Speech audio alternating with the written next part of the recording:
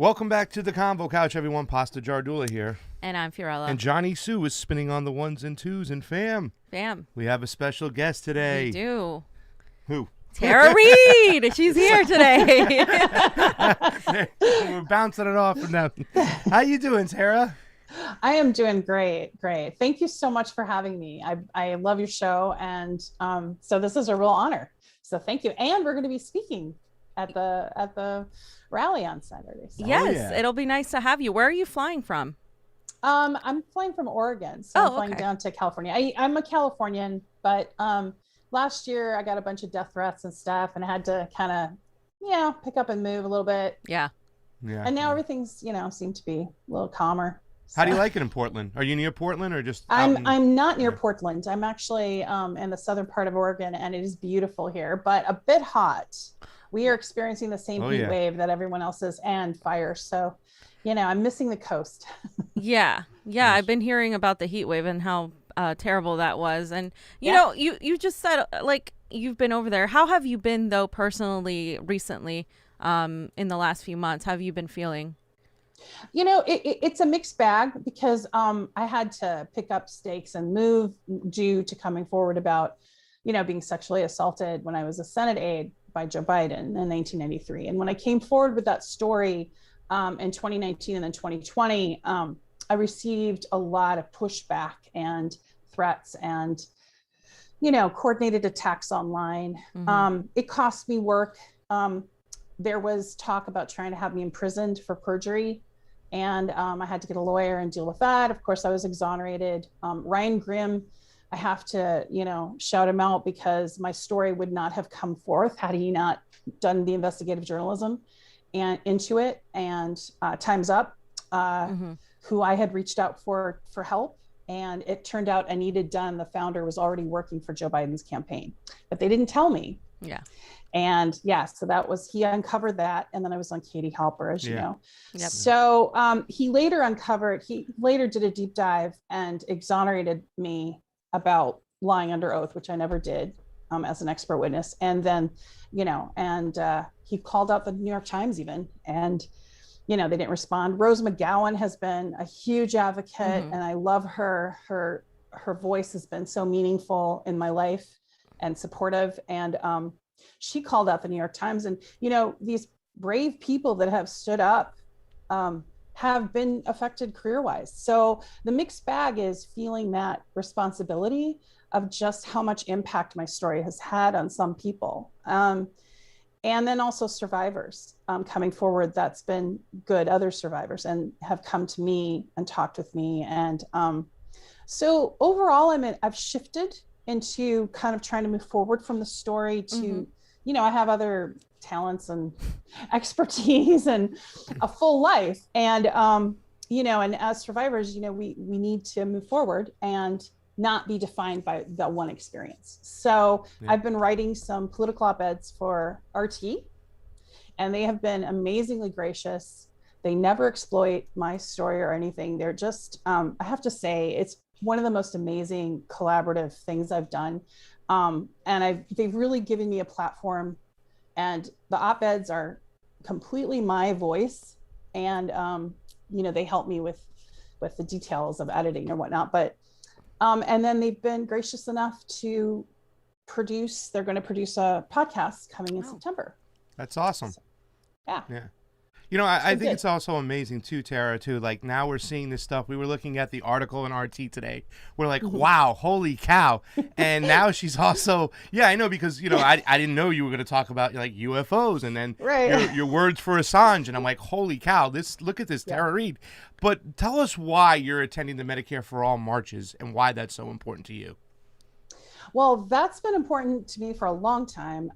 Sexual assault survivors and domestic violence survivors have a hard time at times accessing medical resources, and it impacts them in a lot of different ways. And in domestic violence victims' cases, oftentimes they'll stay with the abuser to not lose their medical insurance, and they're put in this position where they'll lose it for their family if they leave. And I saw that again and again and again as an advocate.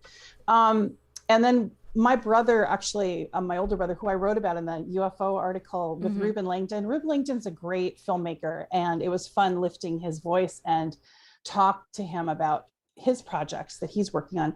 But in the article, I mentioned my brother who died, Michael, who I love so much. He died of cancer, and he was working full time and had insurance. And then when he started getting chemo, he was too sick to work, and he was, of course, let go. And then he lost his insurance, and then that lost his ability to access certain care, and it economically devastated our family, you know, as well as losing him was heartbreaking and horrific. And there are so many stories like that. Mm-hmm. And my mom was very much an activist. So I was, Sharif reached out to me and Joy, and had said, hey, would you be interested in speaking about this? And I said, absolutely. This is very important. We're one of the only, you know, developed nations that does not have medical care for, you know, healthcare that's affordable for our populace.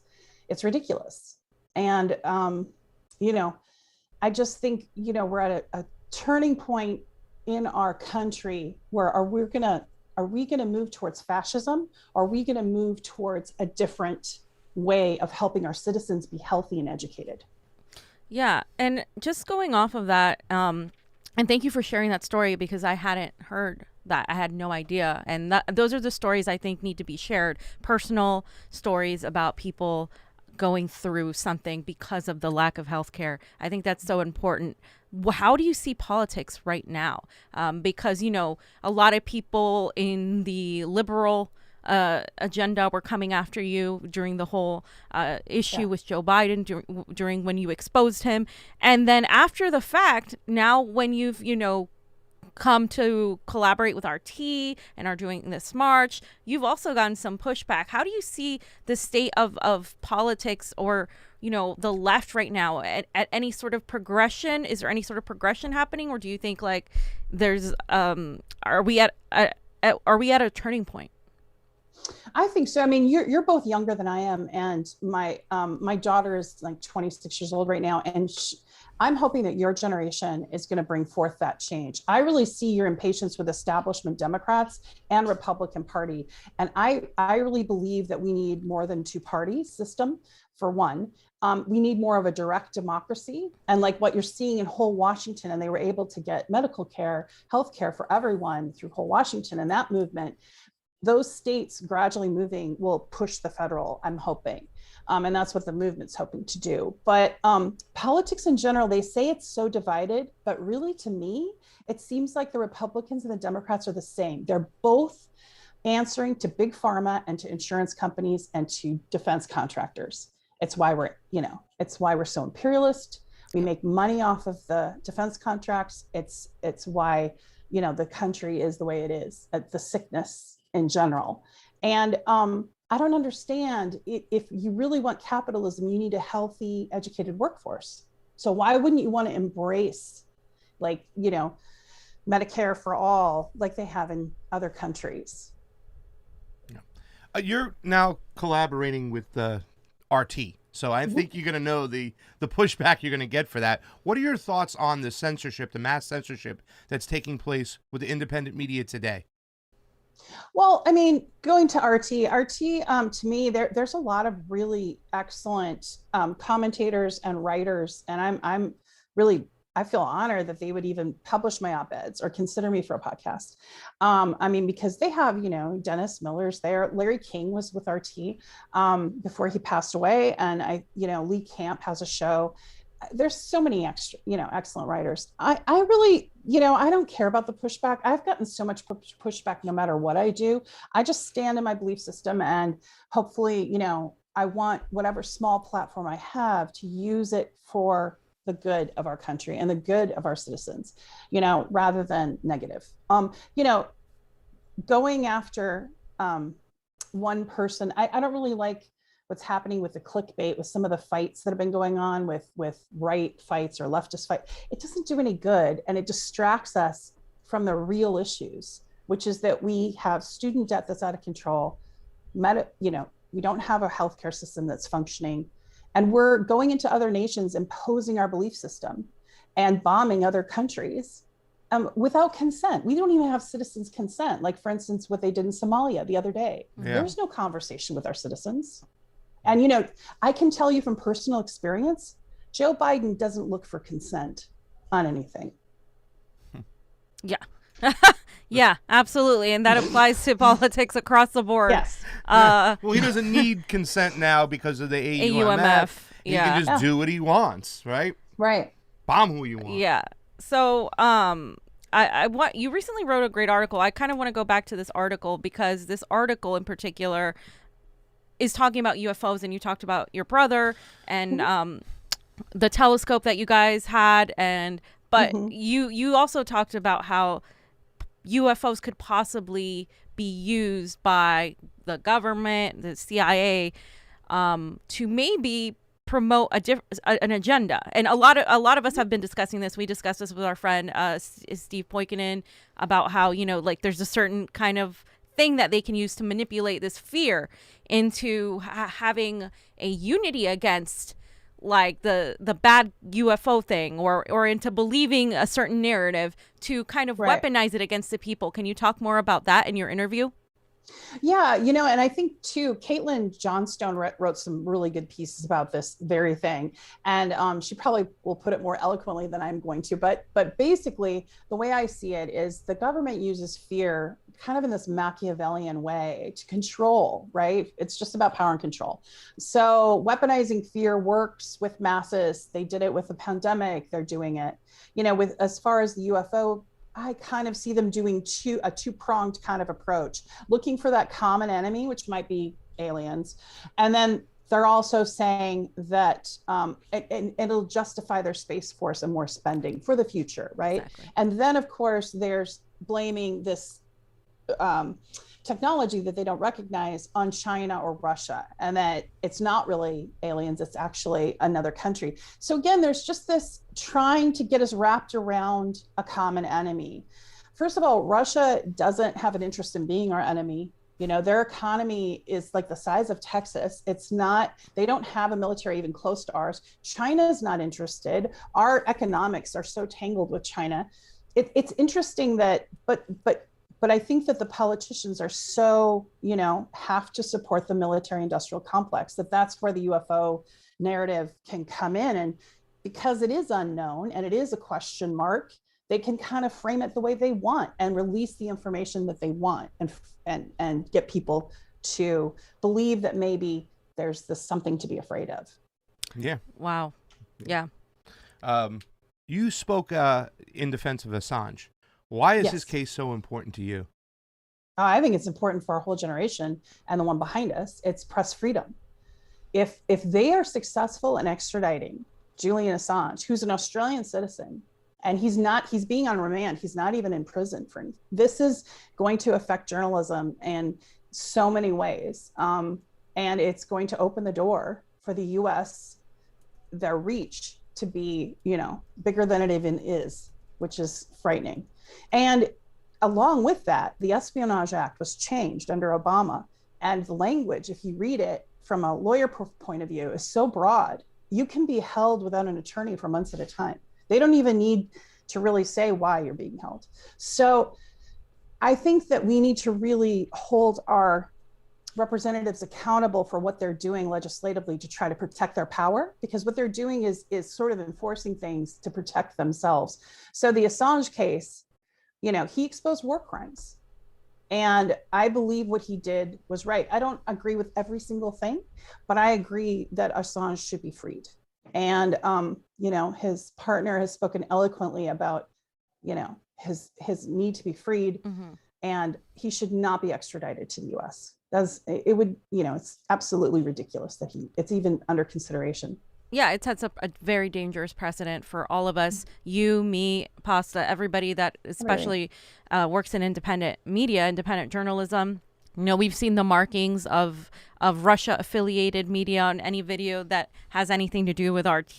We've seen the markings of, you know, oh, the election was called. And there's so many things that are happening right now that are very authoritarian, and it's scary. And I agree with you that the government's definitely going to have an agenda for all of that. And we need more voices out there like yours talking about the truth, because at the end of the day, we're all just here trying to tell the truth, right?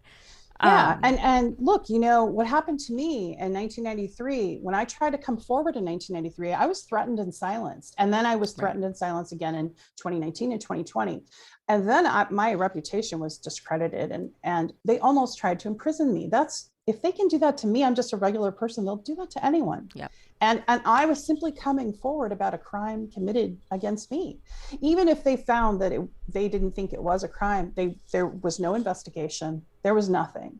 And there was no recourse for me because Joe Biden holds so much power and the people behind him.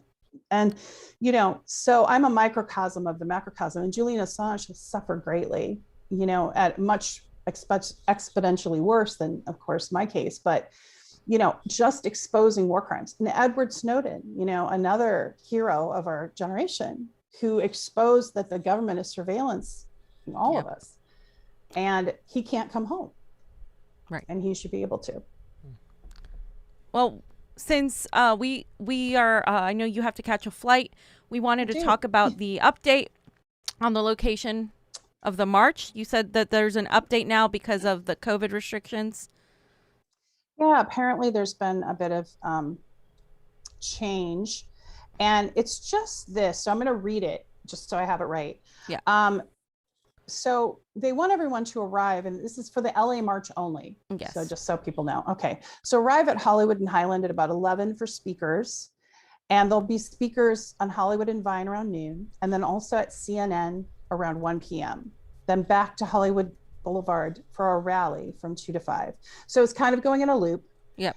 DeLong Gray Park was what was canceled because they wanted to be safe about the COVID. So that's what the LA County asked for the park not to happen. Oh, okay. So that's the change. So just everyone show up Hollywood and Highland at 11 and go from there.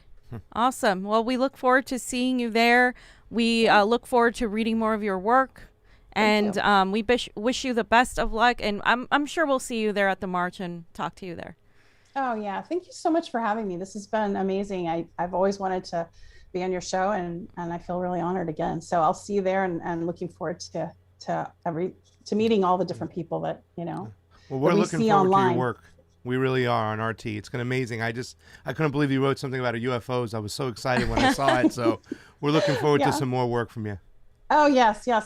It'll be diverse. And Ruben Langdon, I was lucky. He's and if you want to catch his work, he's on Twitter, but he's also on Gaia channel. Oh, I love Gaia. He's doing a new film about the crystal skull, which I talk about in the article. And there's a 30-minute video, and it was fascinating. I mean, the archaeological and just, you know, his look at extra dimensional and his kind of perception of what the government's doing regarding fear. It's really fascinating. So. Good stuff. So thank you.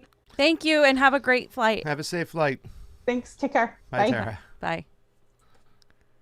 Tara Reade in the house. Tara Reade, and her article is just so like eye-opening. I mean, I know we've talked about this before with some of the fams, but now more and more it's catching on. And the way she does an op-ed along with, you know, incorporates it to filmmaking and incorporates it to the government. I thought that was really cool. I hadn't seen anything like that before. Like, I thought that was awesome. Nice. Fam, shall I read some super rays? Yes. Because they're always appreciated on the couch. Trey Wright, sending you love, fam. Trey Wright was the first in the door, first to leave some love. Thank you so much. Fam, do you know now you don't have to sign up for an account to look at the Rokfin streams? You can just click on the link without an account and watch it and view it just like you were doing a YouTube or something like that. So now you can do that. We do encourage you to sign up for free and always like and do that stuff. But there's some changes going on with Rokfin. They are also making a switch to something called Uniswap, where you're going to be able to purchase the Ray by itself. And if you leave a donation with Ray now, we get all of it. And that's kind of like Rokfin is doing that to encourage people to go on and buy the Ray token and be involved with the whole growing in the platform. So it's kind of cool. Some changes are coming our way, and that is that. Eddie Villegas is also here. It says, I'm very impressed with what you all do. Thank you, Eddie. Eddie Villegas, that's great. And we've got Roar Media. Tara Reade is our hero and one of the most courageous people in history. Thank you, Tara. Thank you, Oz. Thank you, Shanda. Thank you, Amber. Thank you, guys. We love you guys. You guys are awesome. Fam. Fam. All right, so listen, I was on Crosstalk the other day. Oh, RT. RT. We're just Russia State-affiliated media now. We might as well just, I don't know. We're RTing it up over here and stuff like that. And it was an interesting show. Obviously, it's a small segment. There's 3 people talking plus the host. It's 20 minutes after the commercial and stuff. So there's some things I wanted to dive into. Also, some questions I wanted to hear from you and Johnny and get your opinions on this because this is very interesting.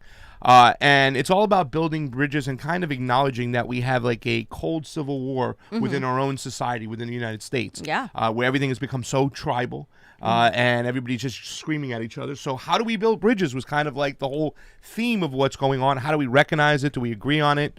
So the first question was this: agree or disagree? Political discourse has declined to the point where we now casually deem our political opponents as the enemy, so much that one can seriously consider one's opponents as domestic terrorists. Your thoughts on that? And I'm sure you agree.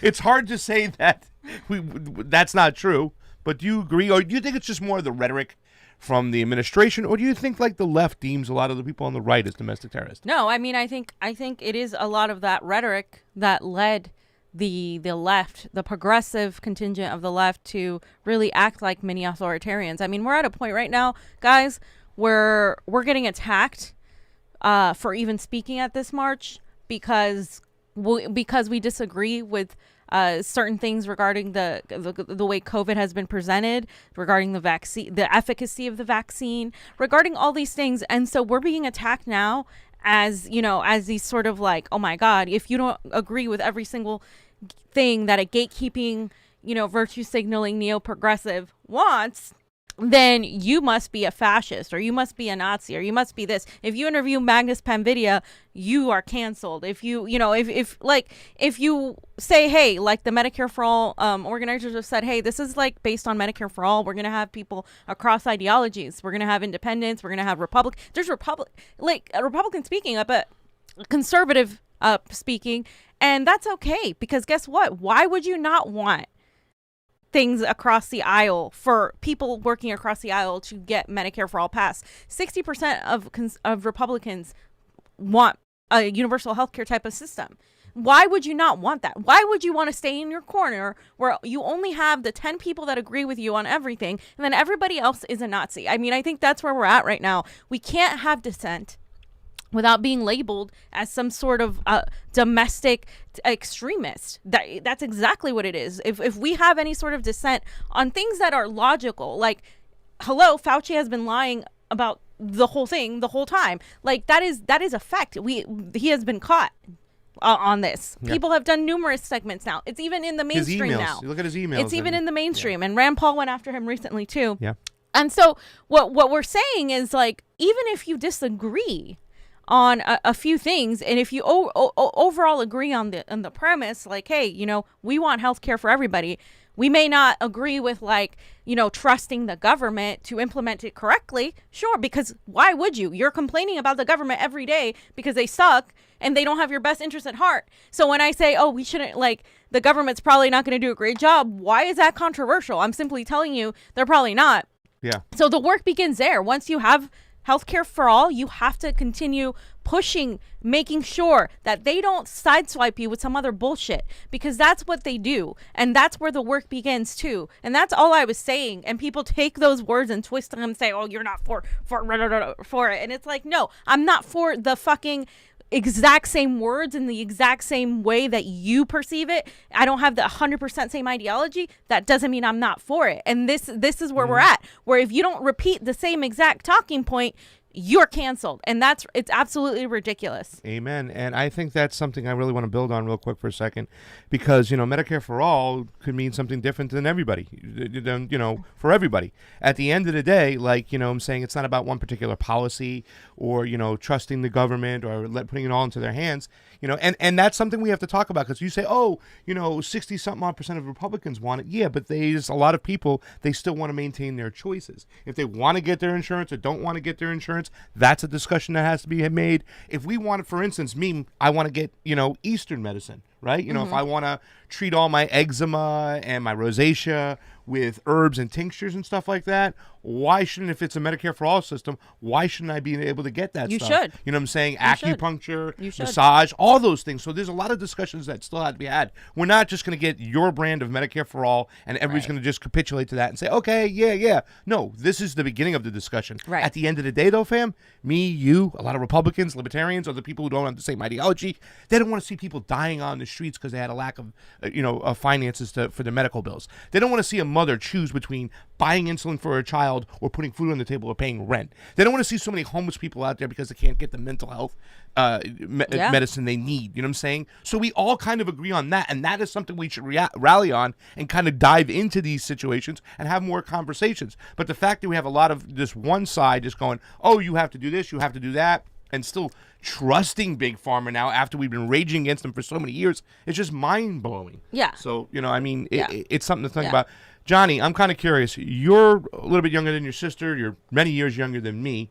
What are your thoughts as far as like the way politics is, where one side is now kind of deeming the other as domestic terrorist? You know what I'm saying? I mean, obviously you're a leftist. Like, we're all leftists, and we believe in that ideology. But how do you feel about that? I mean, because you just graduated college. So, you know what I'm saying? I wonder what your thoughts seeing this when we're demonizing this other side, even though we might think they're right on wrong on a lot of issues.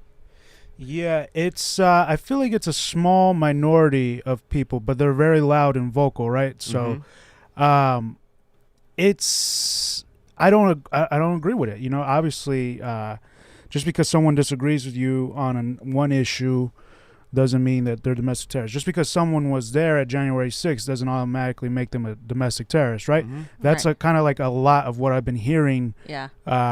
Which I cringe, or like, you know what, I just, you know, I'm like you guys are missing the point here.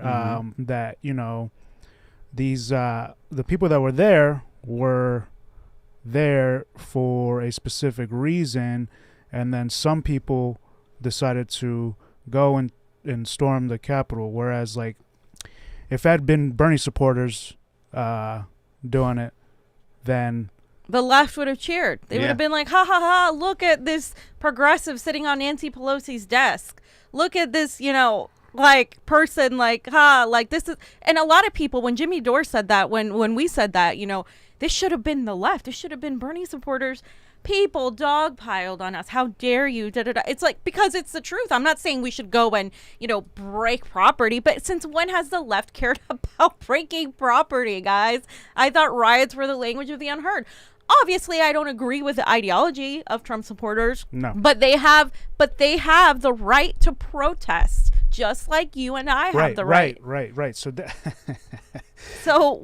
what I'm talking about. Yeah. They have the right to so this is where the difference is, right? It's like we're very principled, right? So we don't care if you're left or right. You know, we believe in the right to protest. We believe in the Bill of Rights. We believe in the Constitution and what was given as our unalienable rights, right? So then that's where I'm seeing the left, some of the left, not all of them, some of the left, you know, kind of forgetting about that just because Trump. Right. Yeah. So. Well, I can't believe that Trump bothers me.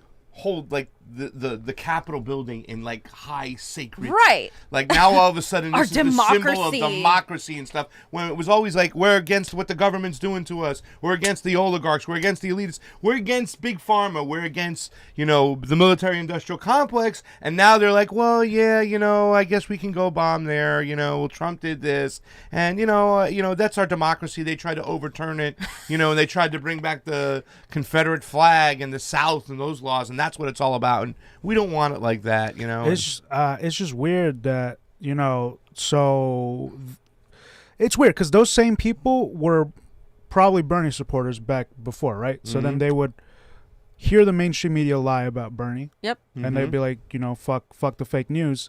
And then now you hear the same mainstream media pushing this narrative for the VACCINE and also this narrative for January 6th.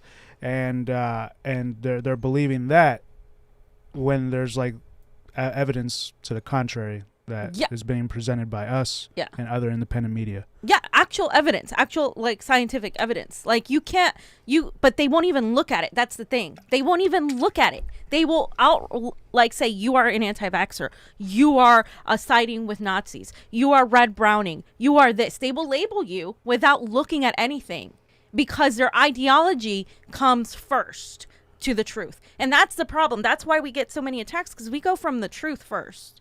Like, not our ideology. Yeah. Like, and so that is like apparently a rarity in this whole, independent media world. And, we have had issues with a lot of friends because of that, because it's just like, why can't you just stop with your, the fraudulent election conspiracy theories? You don't know anything about elections. Yeah. Like, I challenge any of these people to come and debate us about elections, because you do not know about them. I just went to Peru and I am explaining to you how it's so fucking different. And it's like, you cannot compare the two. You have transparent ballot drop, like a regular, ballot where you drop off. It's paper ballots. Here we have proprietary software. It's all these things that people don't understand, yet they think they have the authority to speak and say there's no evidence of this and that. Like, it's like, guys, like, come on. Like, at the very least, understand your elections aren't fair. You don't have to believe that Trump won. You don't have to believe any of that. Just understand that your elections aren't fair. But they can't even do that because they're so caught up in making sure, like, because if that whole idea that Trump, that Trump is not this evil, blah, blah, blah, and that Biden is just the same comes to fruition, this is why they're so mad at us now, because we were right.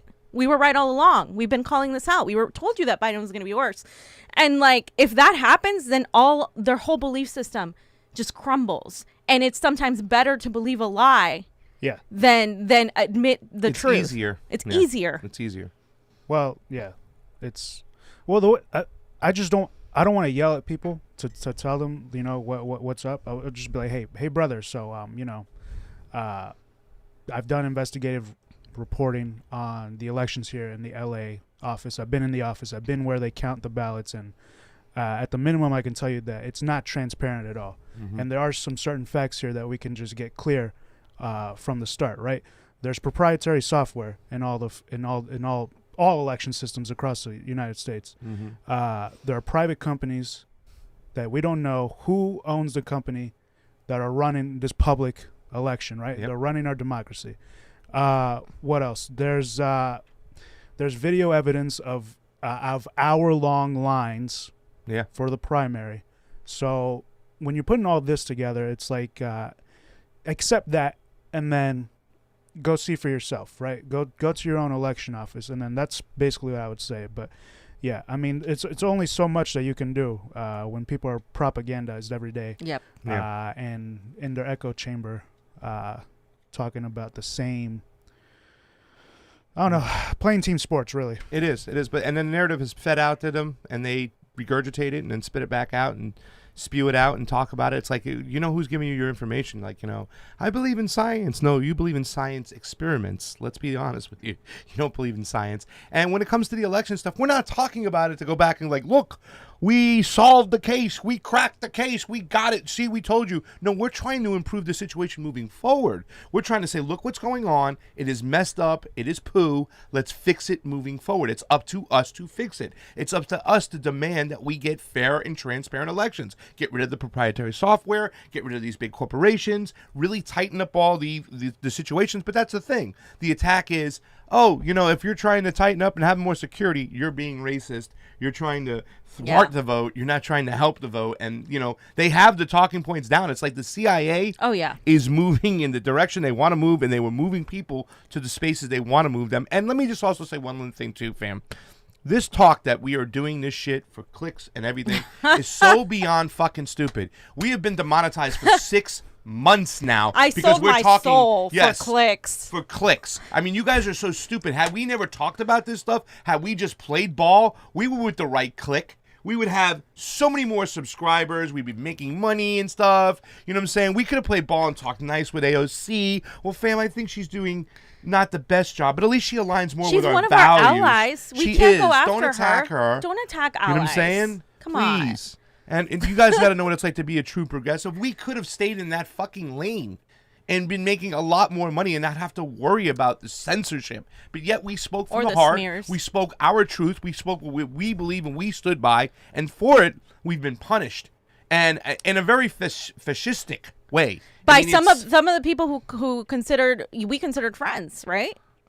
Some of the people who said, oh yeah, Medicare for all, but when it comes time to question January 6th, and a lot of people are missing the context of January 6th, guys. When you talk about Trump supporters, you're missing the fucking context. It was used and weaponized to impose a surveillance state, a stronger surveillance state, crackdowns on you, me, and everybody else, left or right. And now we have the whole domestic violent extremist thing. That was the important thing about January 6th that none of these people were talking about. They were so focused on, Ashley Babbitt deserved to die because she was a Nazi. That's what they were saying. And when I was arguing against that, they turned it around and said I was a bad guy. And there's a whole thread that was shared out of context with me, like just not trying to play their games. And then they were like, oh, so you're anti this, you're anti that. And they always bring up Tulsi Gabbard too, which is hilarious. Yeah. And it's just like, and I was just, and so they use these things. They take screenshots and put things out of context. And it's like, this to me, and Niko and I were kind of talking about it the other day, and I want to do a show on this with him.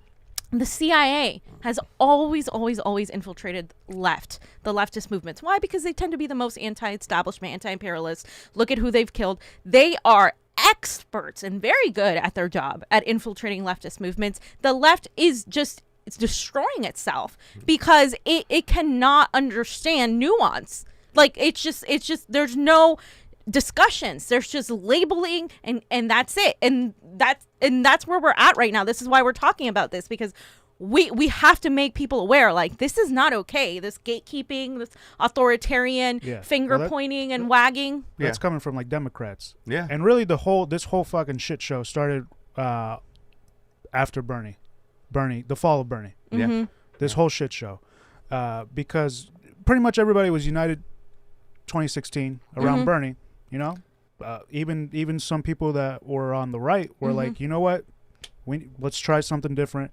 Yeah. Bernie. And then he failed completely to question the elections. Yeah. Because he totally won. Yeah. And then he would have won the general. Yep. Yeah. And he would have been president. Yeah. And then things would be a lot different right now. Yeah. But because he didn't do that, he let his supporters down. So some people who don't take that shit, who see that, were gone. Yep. And then 2020, some people were still there, still hoping.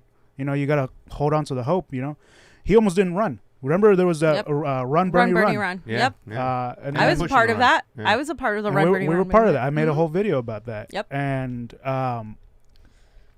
then he let us down again in 2020 without doing a thing. It almost felt like 2020 wasn't even like real. Like it wasn't. He didn't put up a fight. Nah, at all. Well, he wasn't the fighter like he was in 2016. No. He wasn't. Well, saying he got the same his whole things. campaign was co-opted. Right. The But- ideology And we was a little covered bit that. different too. Yeah, that's what I mean. It was less economic, right? It Yeah. was more centrist. Yeah. Centrist talking points. Symbolic gestures. culture wars and stuff. Yeah, like very, very much not like he didn't say the same things he said in 2020 that he said in 2016. Right. In 2016, he had Tulsi Gabbard, which got a lot of people like who are more like libertarian minded on his side, and like he was talking to Republicans more. In 2020, he was like, Trump is the most dangerous president of modern history, constantly all over the place, and like that was a shift by his team. And that was Russiagating. That was his team. He was was. Russiagating even more. Like he People think he was literally threatened. He That's took, how much he shifted. Yeah, well, I he think took so. every talking point that the neoliberals had against him and fixed them for them. And those aren't his constituents. Those aren't his voters. That's why he lost a lot of people to people like Tulsi Gabbard or third-party people or people who just, like, for instance, Misty supported Bernie in 2016. She didn't support him in 2020. There's a reason for that. He didn't call out Assange. If you're still at the same place where I saw somebody post the other day on Facebook, it's so disgusting seeing the attacks on Nina and the squad and Bernie, Like, it's like, if you're still there after 6 years, after everything that's happened, I feel bad because you should have like progressed. That's not progression. You're staying there. You need to understand that as new information comes, things shift, and like we have to leave like that behind. And even Bernie right now, has he said a goddamn thing about the Medicare for all marches? No. He's the one that said, not me, us. This movement is bottom up. It's not top down. The moment his support, because largely these people organizing were Bernie supporters, like all of them. The ones I like, the ones I don't like, they were all Bernie supporters.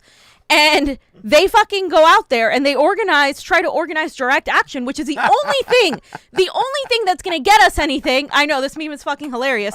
It was, by the way, I have to say the organizers didn't make this. This was somebody else that made it, just, to make sure that, whatever. But look, the seeds are spreading, right? There was that famous saying that we were all saying back then, oh, they didn't, what was it? It's like, they didn't know they buried us. They didn't know we were seeds. Well, now these seeds are flowering and they're doing their thing. Where's Bernie? Where is Bernie Sanders? Where the hell is he? He's missing. Where's AOC? Oh, she's doing an event with Nina Turner that same day. You're not going to tell me that that's just coincidence? Because she was contacted. People tried to reach out to her and contact her. And like all of this stuff is happening, and you can't criticize politicians. They come after us when we're like, hey, we want some accountability. Why? We've been burned too many times. I'm not doing this again. I don't have time. I don't have the bandwidth. I don't have the capacity anymore to continue putting faith in politicians who aren't doing shit. And in fact, we need to stop putting faith in politicians at all. Yeah. Because at this point, we need to put faith in ourselves. And that's why direct action is so important. And this can absolutely start a general strike if done right. And so that's why it's so important. And I think, fuck these people who are trying to destroy this march.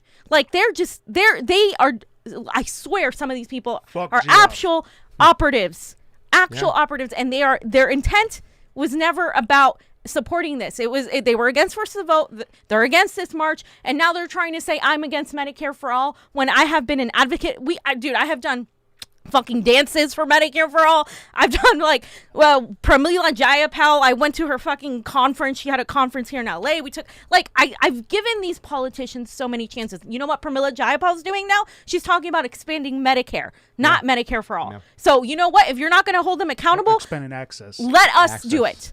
Access. Yeah. When we started this channel, one of the big things we did was we wanted to platform a lot of grassroots candidates who really didn't get a chance to go on the mainstream media, the same mainstream media you progressives are taking your talking points from that you didn't trust. And 9 times out of 10, their number one issue was Medicare for all. So when we started this channel, it was giving these people a chance to talk about Medicare for all, how important it is and stuff. But back to January 6th really quick, too, as well, because we understand they're using January 6th. I think they wanted it to be more of a disaster than it really was. They wanted it to be bigger, more death, more craziness, more breaking in, that sort of thing. And it didn't really pan out the way they thought it would. Even at one point, I was like, look at all these people back here. This can get hairy. But the people never moved forward. Like all the people in the back there. It was like, and as we walked back, we talked to them. They were in awe. They didn't like what was going on. But do you think that they're using January 6th also as well to divide the country more? I mean, do they want a civil war? Is it obvious now? We understand that they also wanted to expand the security state. Yeah. But do they want to turn us against each other? Is that a fair question? I mean, I think that's a given, right? At this point, because obviously if you have, and Jonny, you can comment on this because we see it a lot of happening a lot here in the activism in LA, and you can definitely comment on this, but there is a huge focus by so many on the left, and I'm not saying you should brush off racism or people who are actual Nazis and who, when we were walking, somebody said, go back to your country or whatever, when Jonny and I were walking at one of these BLM things that were happening, right? It's there. It exists. Nobody's saying don't pay attention to that. I am saying it is weaponized by the left and the right both via the whole Antifa narrative, via the whole, we have to be this way. If Antifa hates anybody that's a Trump supporter, they hate them automatically. And then the Trump supporters come in and blame everything on Antifa. And then they start fighting each other. And then you have this culture war fight. And what are they not paying attention to? You have all these people here fighting. And here's the NSA, the CIA, the National Security State Apparatus looking down and being like, job well done. Thank you very much. That is what happens. That is what's happening right now. And the focus should be on the state agencies that hold all the power, not your neighbor. They may be a racist, but you're not going to be able to change their ideology to a degree. Like, you can try, but there are people who aren't going to change. And the economics is how you change things. The education, the talking to people. If you sit there and you don't talk to people, guess what? You're not going to change them. And what I always mention this because Glory would talk to these Trump supporters talk about Julian Assange to them, and then, you know, she was marching with BLM, but she would talk to the Trumpers, and then somebody would come in and be like, fuck you, Nazi, and then they would just start fighting, and then what is accomplished in that? Yeah. There's no discussion. And it's like, that's my issue, is like, we're never going to get anywhere. We're going to be fighting each other, and the state agencies are laughing in our face because that's exactly what they want. Because if we get a civil war, we don't get an actual economic class war. Yeah. This is which is what we have Which is before what us. we need too. We need a revolution because that's what we need to do. Johnny, your thoughts about January 6th? Do you think it was purposely done to also divide us, not just expand the security state? Yeah, absolutely. I mean, well, there were multiple lies put out by the mainstream media about January 6th, right? Yeah.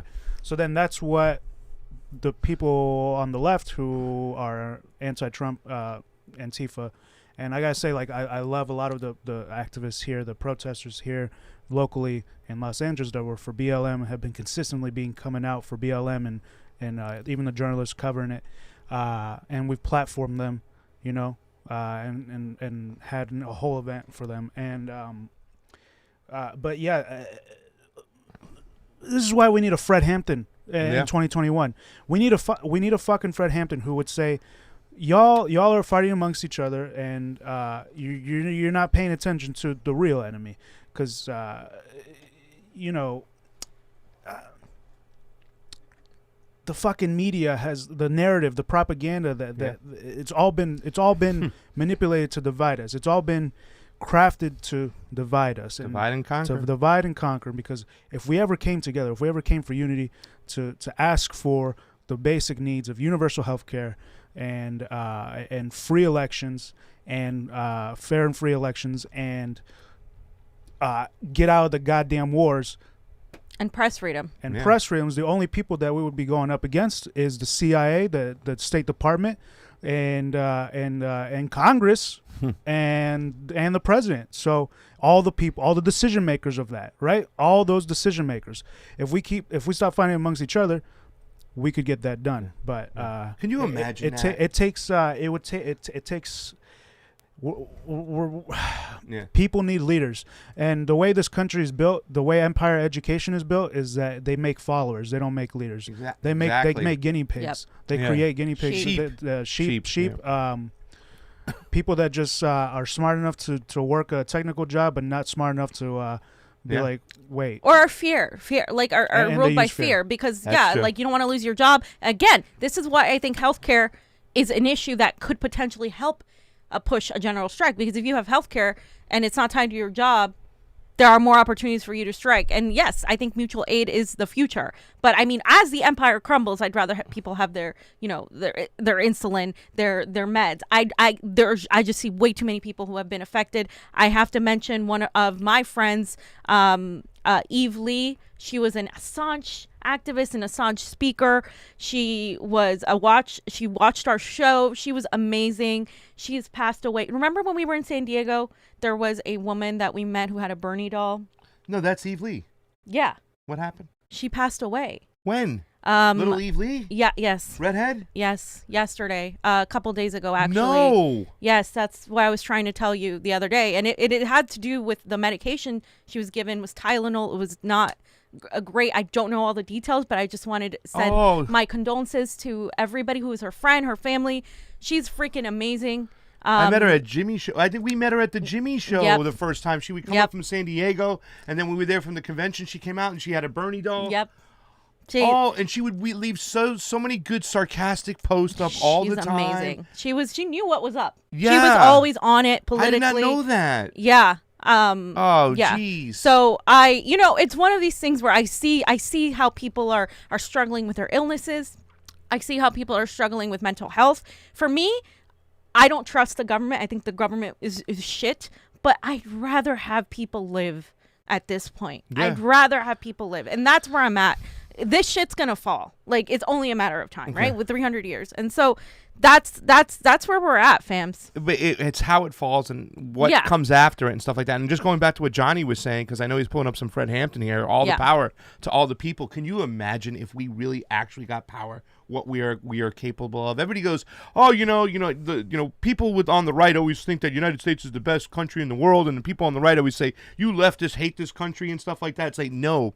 If we can take power and actually have accountability for what we do around the world and everything that we can accomplish, I mean, I think the United States have some of the greatest minds and awesome different cultures. We have a melting pot from everywhere, and the capability of what we could do, we can really be great. I mean, I would love to have the chance that if we had power to be the beacon for the world, to go and just, spread our wings of love and happiness from what this country is real about, rather than what we are looked upon and how our government represents us. It's nothing to do with it. Like Tara said, they didn't get any consent from us to go bomb Somalia. Nope. They don't. They just go bomb shit, and everybody goes, that's America.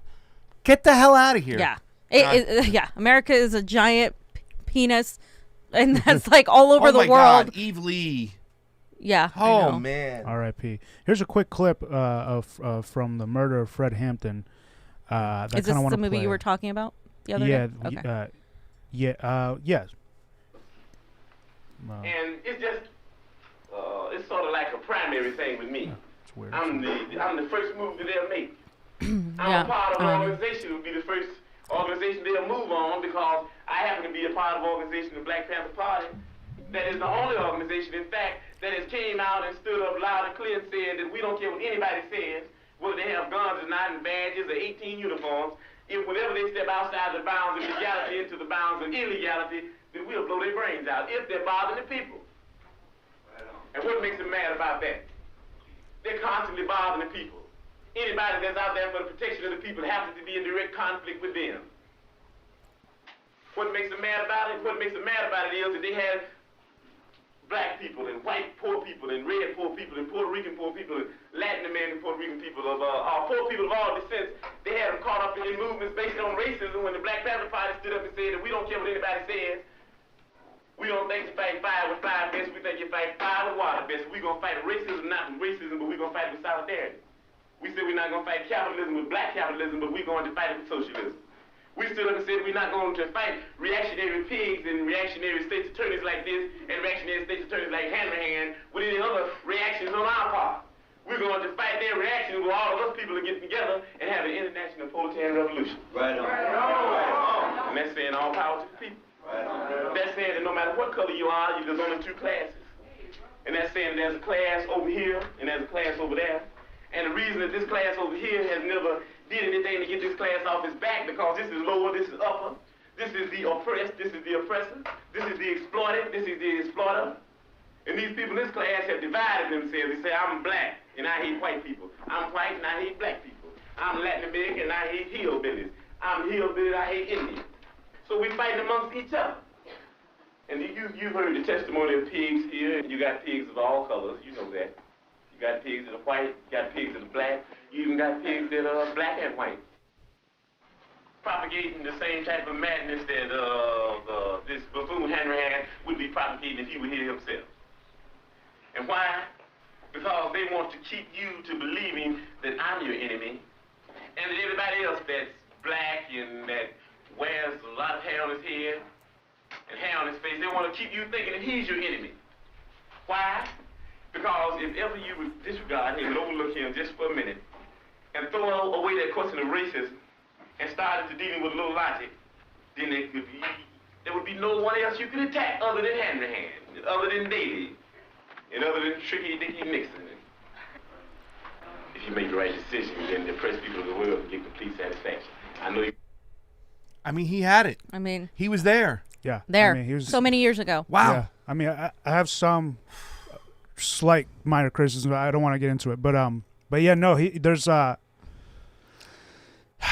we need another Fred Hampton. So I just want to play that clip because no one else can say it better than how Fred Hampton was kind of saying it. You know what I'm saying? Yeah, and we've heard this clip numerous times, and I never get tired of hearing it. But one thing I did want to point out: the reactionary. We're not going to fight reactionaries with more reactionaryism. That's happening right now. This is reactionary right now. The way these people are reacting. When Jimmy Dore interviewed the Magnus, what happened? Oh, the guy from the World Socialist website came in and it's like, no, we don't want. Why would you do that? Like, like that's reactionary. When you say, hey. When Pasta said, hey, I don't want to take this experimental vax. And he was like, he simply said, I've taken every single vaccine in my entire life. I have questions about this one.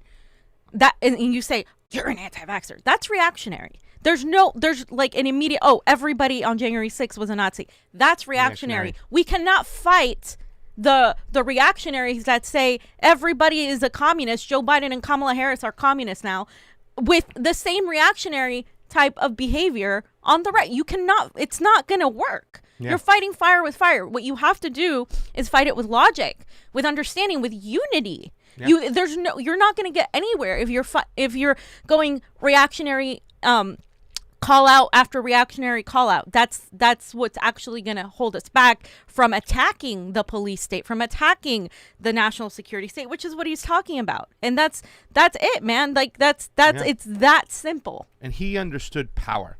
And that's the problem today. A lot of progressives don't understand power. And that was the beautiful thing about interviewing Reverend Annie Chambers too, is that she even went into the nuances. Remember when she talked about, the privilege thing, right? Like the way they gave a white family a $400 check, but they gave a black family a $250 check. Yeah. They did that to divide us, right. So we would fight each other. And that's why they've inserted in privileges to white people in this country, is so that therefore we'll fight each other. You know what I'm saying? But at the end of the day, we're all suffering. We're all oppressed. We're all in I don't want to say the same boat, but we're all in a boat of shit. Yeah. You know what I'm saying? Like that. So, I mean, it's something that once we come together, we would understand. There'll be nobody left to fight except the assholes upstairs who've been playing this game and thrusting this regime change mental kind of like cultural war playbook on us all the time. We're all in the Titanic, but and then the boat is sinking, but you're in different, you think you're in different classes, but at the end of the day, the boat is fucking sinking. Yeah. And that's it. And we're trying to stop it from sinking or make it sink so with enough time where we get on lifeboats. And people don't understand that. This is a lifeboat we're all in. We're all in this lifeboat together.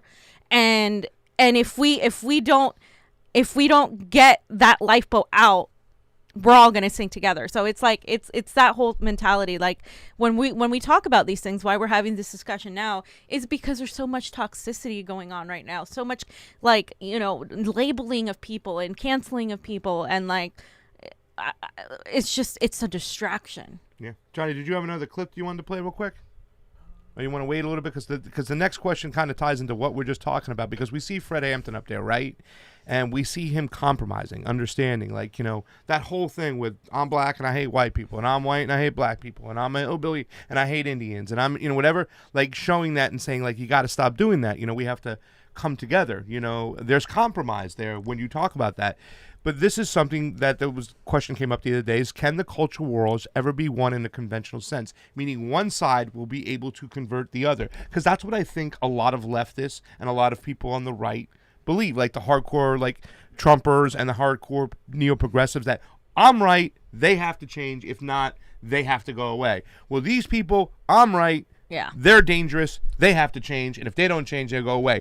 I mean, how do we get people to say, okay, well, can't we compromise and meet in the middle? I thought the healthcare march was all about that, was people with different ideologies kind of combining together for certain values that we wanted to change. It's supposed to be. Of course, there are people that are, are not in agree and are going to try to do their own gatekeeping, right? Yeah. But overall, when I was speaking to the organizers, they specifically said yesterday, I did a town hall where we were all speaking on Twitter Spaces, and Ricky pointed out to me, by the way, this march is going to have people across the aisle. It's not a ideology-based march. It's everybody is for Medicare for all, and they don't care if you are a conservative, a liberal, or whatever. That's how it's supposed to be. But you're always going to have people who try to finger wag and gatekeep and all of that. And you're right. It is about them attempting to control the other person, I think. Well, how do we change that? How do we get people to sit down at the table and reach a point of compromise?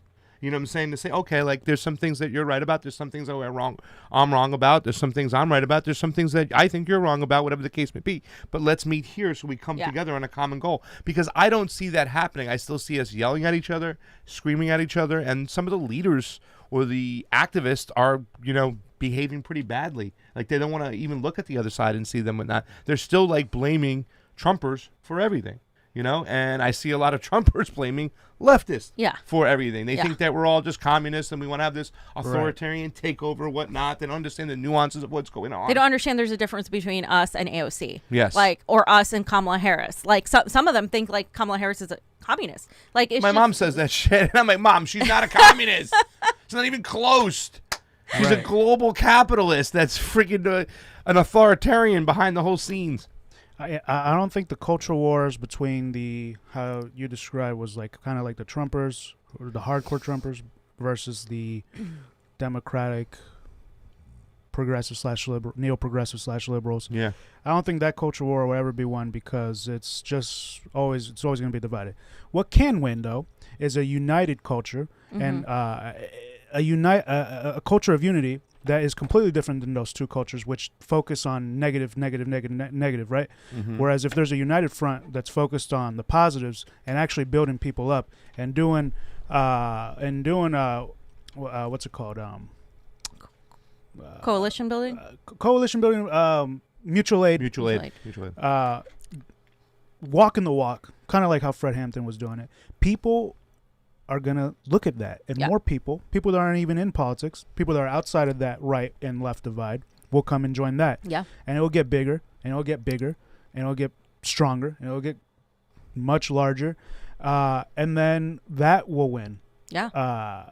But unless, there's interference. But then that's why we fear having a leader. Right. Because so we need multiple. Yeah. Multiple leaders. That's the thing, because if you have one leader, they will take out that person. And oftentimes it shouldn't, but then everything else falls apart. We need to understand power better and understand how to diversify the power, create, more leaders and in positions, and study how the CIA plays. Because if you study how they play, you understand we're in a rigged game here, and we can't play by the rules of a rigged game. You have to kind of think outside the box. And so I think that's part of it. And I think how we sit down, we ignore pretty much the detractors or expose them, right? We have people exposing them, like the Jimmy Dores of the world. And then you also have people like us who are like, okay, so what are the solutions? Let's move forward. What are we going to do?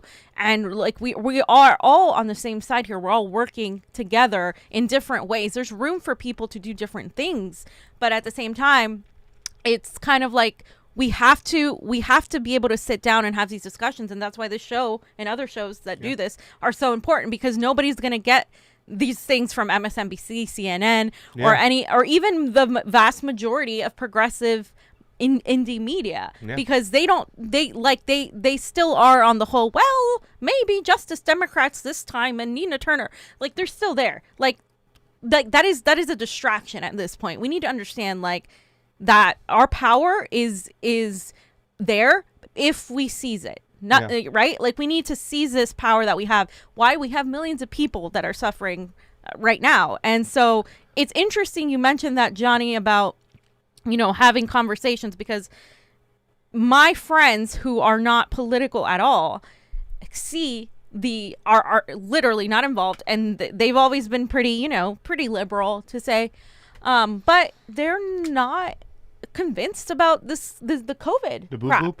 Not at all. They have, and I was like, wow, like that's crazy. Like, and they gave me their reasons, and I think more people are out there like that. And I've found more people are out there questioning the mainstream media. They're questioning all these things. They're just so like, they work every day, they're overworked. And so all of these things happen. So don't think that people aren't there with you. They are. We just have to find a way to get to them before like the propaganda gets to them. It's like a race. Yeah.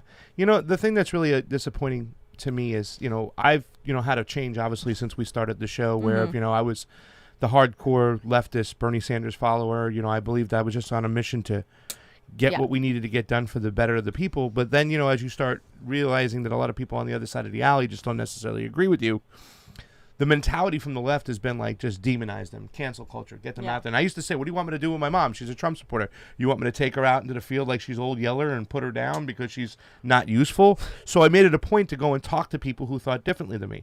And I've made a lot of friends where they say, you know something, dude, I don't agree with you on a lot, but I'm glad that we can sit and talk with each other about those and have those discussions. Right. Absolutely. Because that's what America's about. You know what I'm saying? And the thing that really bothers me is that the friends of ours that we had on the left are demonizing us for doing that. Yeah. For doing exactly that when I 100% believe it. I don't have all the answers, but that's what should be going on. We should be having discussions and get away from the cancel culture and not just say, oh, he wants a wall, he's racist. Well, let's talk to him about why he wants the wall. And let's talk about what you want to do, but then let's go and point out the fact that what's leading to migration, why we need a wall. There's so many discussions that could be had there, but if we can't even talk to each other, we don't even get to that point to find the solutions You're stagnant. to the problems that we have. Screaming match and then fight and then So I forgot what I was gonna say. Go ahead.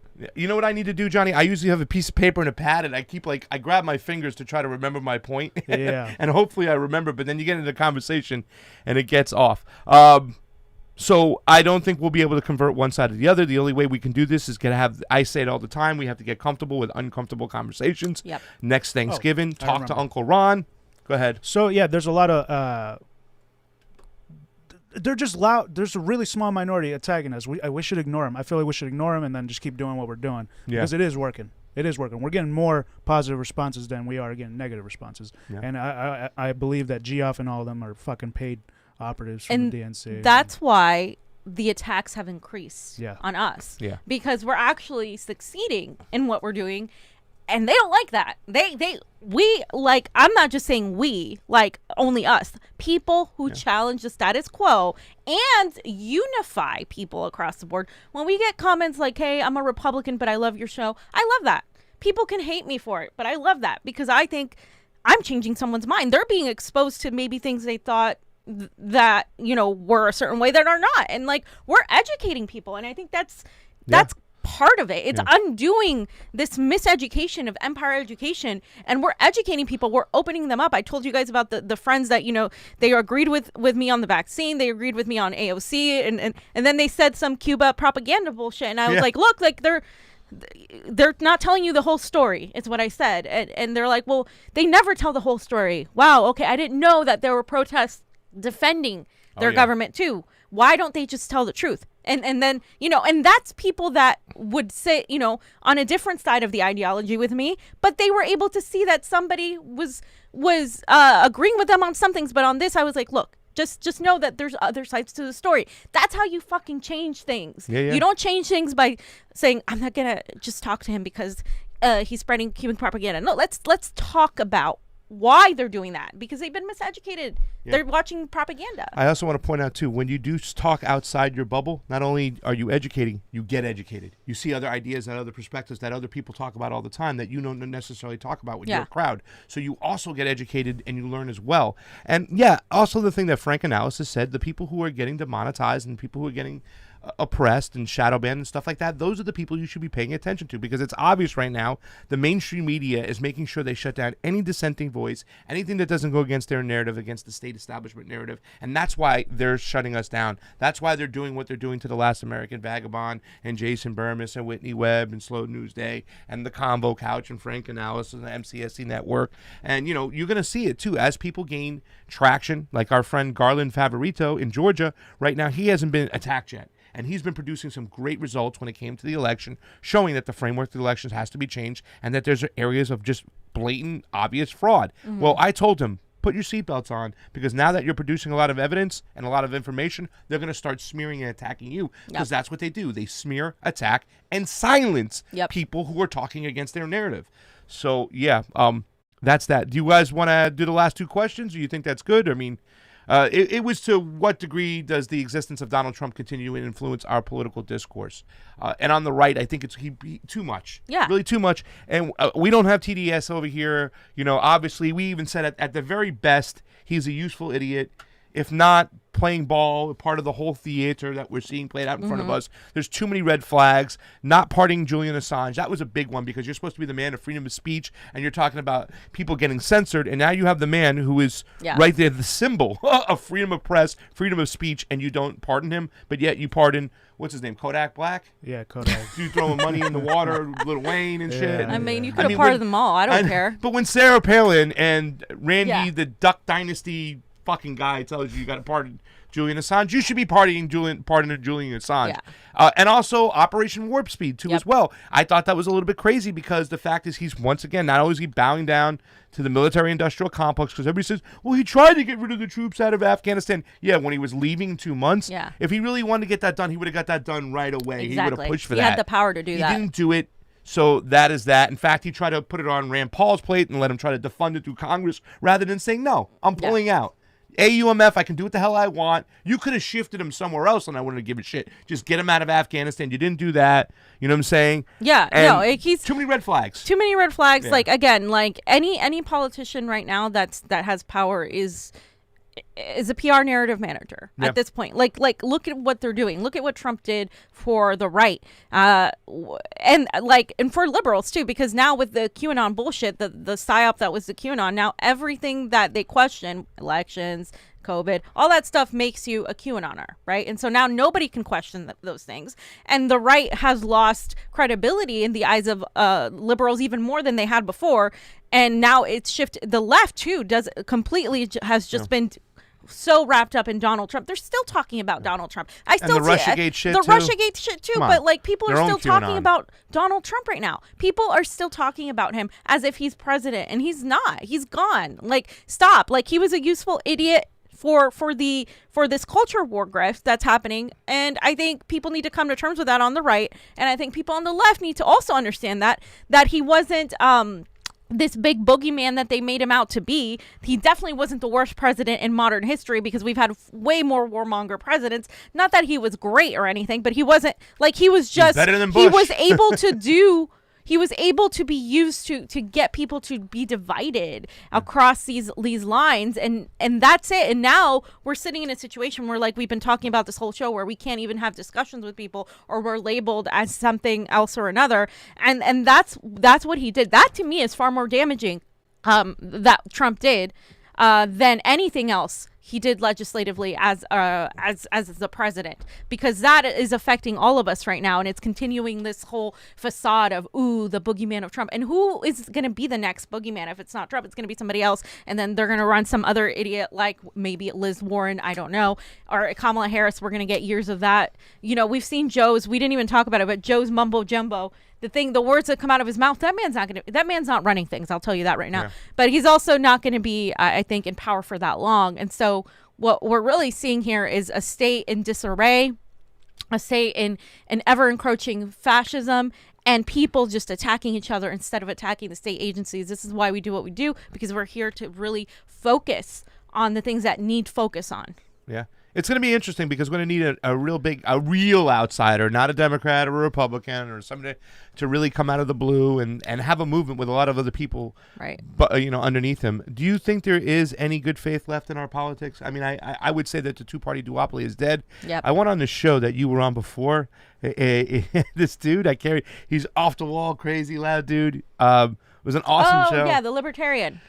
Yeah, he went off, and he was just, I was like, wow, this guy's going crazy. But, yeah, you know what I'm saying? Like, we were talking about, like, he goes, well, you're a leftist and stuff like that. And, well, who do you really kind of look to and whatnot? It's like, I said, it's odd, because, like, I don't really agree with anybody fully whatsoever, and I never would. But even, obviously I supported Tulsi, and now she's out of the whole picture. But the only people I've been pointing to lately have been conservative libertarians on certain issues. I immediately call them out when they go to the issues of going against China, but like people like Hawley, Massey, and Paul, I mean, like, those are the guys. I gotta say, like, there's a little good faith with those guys left in politics, maybe. I don't know what Paul's doing now, what Massey's done, but I mean, it's like, is there anybody out there? Is there any good faith left in our politics or political system whatsoever? I mean, the first name that comes to my mind, Sharma. You know what I'm saying? Yeah. Shama, but in local and they're trying to get rid of her too. Yeah. And this is the whole thing. Like, I don't think there really is any good faith at the federal level at all, because they still play team sports. Those people you mentioned, they still play team sports a lot of the time. And that's my issue. It's like, you have to be consistent. I don't see consistency in any of these people across the board, whether they're Democrats or Republicans. There's no consistency. If you're going to be against censorship, don't be for censorship of BLM protesters because you don't like them. Like, you have to be across the board. You have that integrity to be consistent. And like, I just don't see that. I think we need to stop looking at politicians and electoralism because we don't have a fair system. So I think it's a contradicting question, because it's like, no, and I don't care that there aren't any good faith politicians. You know why? Because I'm done with politicians. Like, we need to like really prepare for what's next, and that's, direct action, forcing the hand to make change, because they're not going to do it tomorrow because they have a change of heart. That's not how this shit works. And so I think that's my faith is in the people at this point. My faith is in the people like us who are trying to unite others across the board, people who are trying to have direct actions, marches. Now, I think Magnus is going to have one in September for anti-war. Yeah. And so these things, like, but these people are so vilified by everybody, right? So we have to work against that vilification. We have to talk to people like individuals. That's where the good faith is. The bad faith is all in DC. It's everywhere. Because even if they have good intentions, what happens is they get bought out. And that's the way the system fucking works. We cannot work within it. We can't. Well, when the food supply chains shut down and things just go haywire, I hope people don't fight each other. I hope they grab their pitchforks and head towards the elites. I don't want to say the word again. The predator class. Head towards them. Johnny, what do you got? Oh, no, you guys mentioned the we got to watch it. I don't know if you guys have seen this one. This was really weird. I didn't see this from Biden. That's defunding the police. And are there people who, in the Democratic Party, who want to defund the president? Are there people in the Republican Party who think we're sucking the blood out of kids? I'm not sure. Are there people in the Democratic Party who want to defund the president? What? That's defunding the police. And are talking about there people adrenochrome. who, in the Democratic Party, who want to defund the president? Are there people in the Republican Party who think we're sucking the blood out of kids? I'm not sure. Are there people in the Democratic Party who want to defund the president? Why would he bring that up? He's such a weirdo. Because once again, he's just trying to play team sports and you're gonna criticize me, and stuff like that, and my party. Yeah. What about these guys? They're so fucking crazy. They believe that we're, harvesting kids and sucking the blood out of them for adrenochrome and selling it to Hollywood stars, and we're all, you know what I'm saying? That's that's their move. It's whataboutism, right? That's what that's the definition of neo-progressives whataboutism do is. too. They're like, why are they speaking? They believe that January 6th was not an insurrection. So what does that have to do with healthcare? Yeah, it's just a weird response. And then also just to deflect on the fact that that there are people who say defund the police, and he's not doing it, right? Yeah. That's what some of those protesters voted for Biden, because they thought that he's actually giving more money to the police. Yeah. Guys, like, what the fuck? And beefing up their own private security in the same time. And yet you still have these people that say, no, you guys are wrong. There is a difference between Democrats and Republicans. That is crazy that you say that. There's not. No, there's not. There's not. The differences are so minuscule that they're pretty much non-existent. Yeah. Anything else, brother?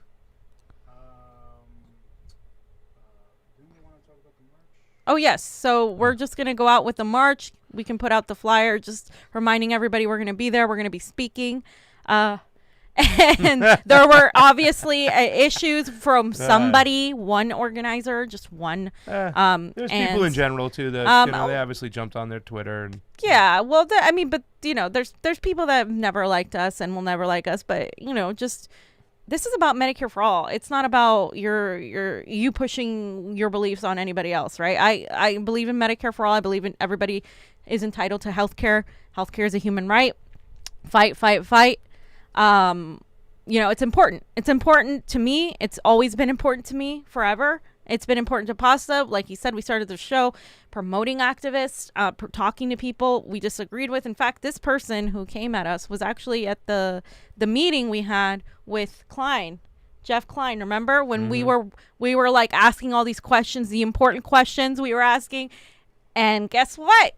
A year later, what happened? There was a debacle in the primaries for Bernie Sanders. And so we don't just fucking do this shit because it's like sexy. Like talking about elections is tedious. It's wonky. It's, you know, all these things we talk about. Questioning these narratives doesn't give us clicks and likes. It actually makes us demonetized, unpopular, smears against us, even people who are supposed to be on the same side attacking us.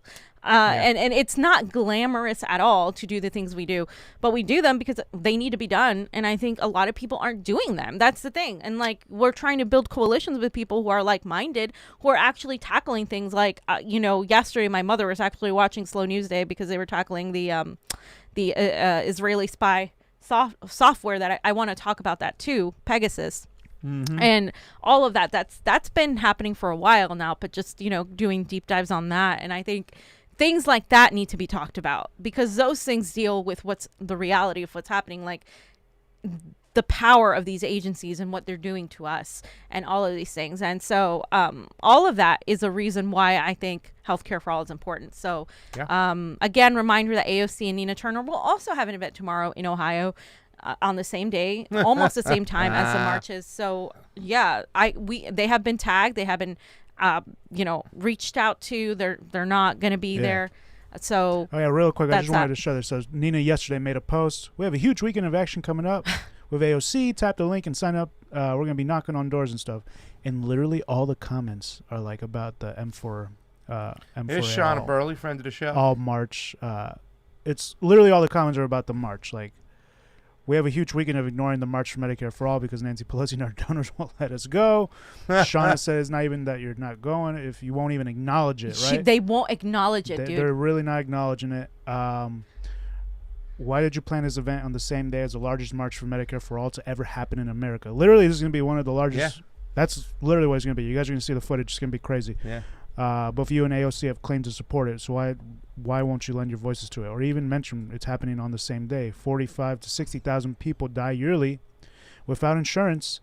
I want my donation back. I'm out of work. I took money I don't have and gave it to you because I thought you'd take every opportunity to align yourself with the people and fight for Medicare for All.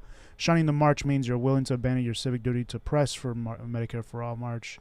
They posted the picture. I love when I'm people dropping are this coming after follow them. until you and AOC can mention the march for Saturday. Finally. You're both conveniently skipping and ignoring. Sorry, I will be supporting the march. If you choose not to do likewise, that says everything we need to know. Wow, this is great. Another one, the cool kids will be there. Boom. When you're at AOC, they're knocking on some doors. They aren't joking around.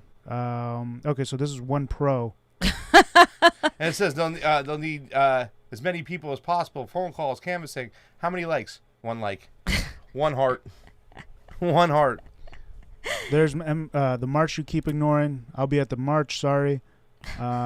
This is like if I were her in charge of, you know, there's her no campaign. way she's not seeing this. I would, of course she's seeing it. But if I were in charge of her campaign, I'd be like, acknowledge the march. Why don't you go say hi or do like send a video. They were even asking for a video, dude. People were like, okay, we understand you're campaigning. Send a video.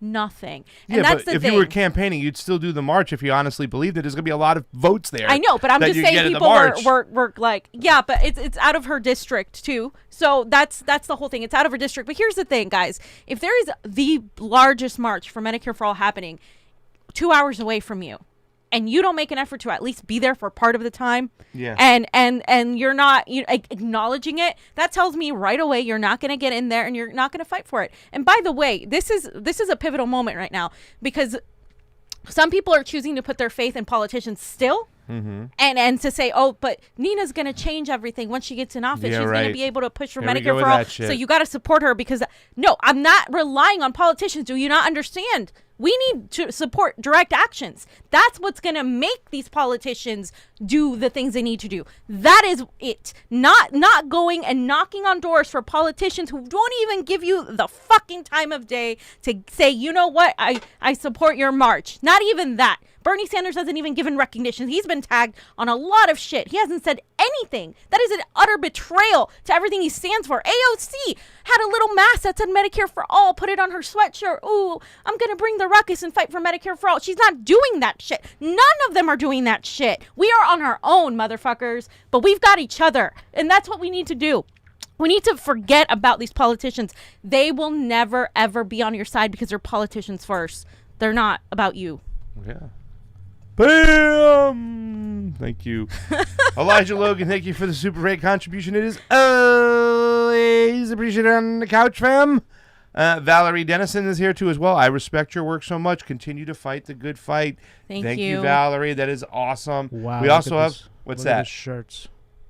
Show us that. Oh my God. Ah.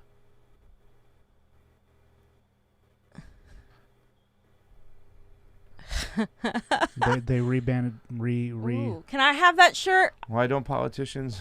Where are you? Hey, I got those shirts. I should make one. Yeah. Why don't politicians who run on these march for these two?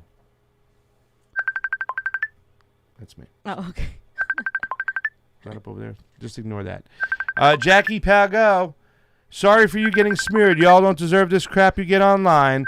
There's many who appreciate you and see you all for the great activists you are. Keep fighting, fam. Jackie Pago. Where's Embled Fate? Embled Fate, you need to email us your proper address. Your package came back, and I want to get it to you. Carrie Mark, thank you so much. I watched Bernie lose on purpose in 2020. Yeah, Carrie. We all did. It was frustrating. I tried to do everything I could to stop it, so we all did. Here's somebody here. Shadow ban refugee. Fam. How the fuck are people so willing to consume this content on a platform owned by the state corporate United Front? Vote with your fucking consumption and get the fuck off YouTube. Build out other platforms and opt out of their fucking system. People willing to tweet fuck censorship but not willing to leave the platform that did it. Let my people go. To Rokfin. Felix Lovely. Yeah. No, we got to get more people to still, we still need more people to get to Rokfin, guys. Like, we really, really fucking do. What up, Shadow Ban Refugee? Love you, brother. We love you. Everyone should read the book, JFK and the Unspeakable. Yes. By James Douglas. That's Kamshwari Kate. Kamshwari Kate. That's awesome. And I know we got one more. I think one more just came on in. And Carrie Mark, AOC and Knee pulling a Bernie. Yeah. BX Commie, thank you so much, by the way, Carrie Mark. BX Commie, keep speaking the truth, fam. Keep exposing the frauds. We're going to have your back every step of the way. We're in this together. Yes, we are, BX Commie. We're absolutely in this together. And the reason I say this is great when I'm seeing those negative responses to Nina and AOC isn't because I relish in the destruction of progressives. It's because people are finally seeing the writing on the wall. Things we have been talking about for a while. People are finally understanding where we're coming from now. Like, before Nina is the last to go because she's one of the most beloved people for Bernie, from the Bernie movement. She was now. Like the best speaker. She was the one that was challenging. She was the one that, we gave the information about the Iowa stuff to. She was it. Like, she was the one that was there. And for people to see that, for some people who I know love Nina, it's heartbreaking for them. Yeah. Because it's like, it's not just idolization. It's like they saw her as like a friend, like somebody that they could trust. And when this happens, it breaks people's hearts. And I sympathize with that. I understand. I went through the whole thing with Bernie, been there, done that. It's like an ex-boyfriend. It's like a relationship now. It's like, you got to get over it. Because at this point, like I said, we're in this together, but we're not with these politicians are not on your side. And like at the end of the day, I don't wish her to lose. But in the election system we have and the corruption we have, guys, if you're not paying attention to the election integrity, and if you're not paying attention to the fact that these politicians, the time to push them is now, not after they get into office, I don't expect anything. I don't expect anything. So well, I have faith that Cornel West, after he just quit Harvard and the way he quit and the way the red letters he wrote, that he starts coming a little bit back over here and starts listening to us, starts looking at some election integrity. It's important, stuff like that, because Dr. Cornel West is still, very much highly regarded and loved and whatnot. What Tina did was a little hurtful, but we'll see. You know what I'm saying? Maybe we can get him back on the show. Yeah, Tell him Nina. to come back on and speak with us some more, talk about imperialism and talk about the state now. Now that Joe has gotten in there, and now that they're doing what they're doing, what he feels and what he thinks where we can go and stuff. Yeah, anything else? The last thing is that even the Washington, this person commented, Nina, when the Washington Post started calling you out, ignoring the nation's largest M4A demonstration, maybe it's time to get the fuck on board. So here they linked the Washington Post, and it says, Nina Turner, co-chair of Sanders' 2020 campaign, will be campaigning alongside AOC on Saturday. She will not be attending the closest rally in Columbus, a 2-hour drive from the district in which she is running, while Turner is running on Medicare for All. She said in an interview last week that voters are more interested in what the government could deliver on than on projects that might not have the votes to pass right now. Oh, wow. I didn't even know she said that, guys. Can you believe she fucking said that? That takes it to another level, dude. Wow. That takes it to another fucking level. Oh, projects that might not pass right now? Wow. What are you fucking kidding me with this neoliberal fucking shit? Are you fucking kidding me right now? Wow. Oh my God. I didn't know dare that you? either. How I didn't dare even know you that say either. projects? How do you think change was accomplished? Change was Pie in the accomplished sky, in fam. the streets. Change was accomplished in the streets from the people. They didn't just randomly wake up one day and have the civil rights. They marched for that shit. This shit started from the ground up. Change, like projects. That is it's so condescending. It's David so Weigel. demeaning. And it's fucking Dave Weigel, out of all people. You gotta make Dave Weigel be the one to fucking expose Nina? Jesus Christ. This is like... Oh, jeez. what? That was Oh, harsh. my I didn't even God. know that. Guys, Project. That's like yeah, she's gonna fight for Medicare for all, sure. Hillary Clinton, right? Pie in the sky. sky. It's essentially pie in the sky is what she's saying. Yeah. Eric Ball, thank you for the Super Ray contribution. Is always appreciated on the couch, fam. And Reade Eric. Barker jumped in. Would definitely go. However, I cannot stand for longer than 10 minutes without pain. My back is effed up, and Kaiser is doing nothing of substance to help. Of course, because Kaiser's a bunch of pieces of shit. Very frustrated, unable to do my job for 2.5 months, as being a cook requires me to be on my feet for 7 hours. Plus, Reeve, we love you. We will be there for you. Please send you all the love. Oh, It's That's a fucked lot up. of Americans. yes, it's That's a lot of of Americans. Americans. All right. The Convo Couch received a tip from Benny Massimo. Thank you, Benny. It is always appreciated on the couch, and that is all. Ladies and gentlemen, we'll see you on the march tomorrow. Come on out, join us, have some fun. We'll be speaking Jimmy Dore, Ron Placone, Maria Estrada, Jackson, Danny Boy Hinkle, Fiorella, over by the CNN building. We're going to have Johnny the microphone. We're going to have some time. Come on out. We love you. Thank you so much for Pasta Jardula. Me, Fee. And Johnny, Sue, on the ones and twos. Combo out. Peace. Healthcare is a human right. Yes. Fight, fight, fight. Bye.